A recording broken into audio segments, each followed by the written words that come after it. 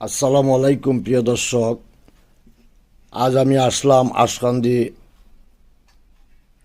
Gas পাম্পে। যে ভয়াবহ অগ্নিকাণ্ড হয়েছে সেই পাম্পে দেখেন, ওই পাম্পে 9টি সিএনজি, একটি বাস জলে পুড়ে একদম ছাই হয়েছে। আর এদিকে 2টি মোটর সাইকেল দেখেন পুড়ে ছাই হয়েছে।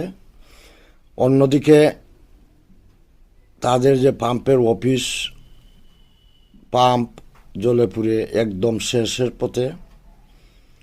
তো আপনাদেরকে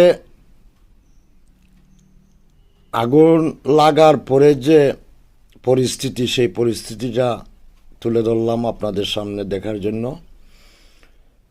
তো এমন ভয়াবহ কাণ্ড আর কোনো সময় হয়নি। লোকজন এসেছে পিকআপ নিয়ে, পুরা সিএনজিগুলো উঠিয়ে নিয়ে যাচ্ছে। এটা হচ্ছে আপনার Dhaka Sylhet highway Ashkandi gas pump, যেটা ছিল ওই গ্যাস পাম্প। আর হঠাৎ করে ওই বাসে গ্যাস দিতে গিয়ে আগুনটার উৎপত্তি হয় এবং জ্বলে পুড়ে শেষ হয়। তো এটা হচ্ছে আপনার আগুন লাগার পরের পরিস্থিতি। আপনাদেরকে দেখানোর জন্য আমি ভিডিও করলাম। ওই দেখেন বাসটা একদম পুড়ে ছাই হয়েছে, সিএনজিগুলো পুড়ে ছাই হয়েছে, 2টা মোটর সাইকেলও।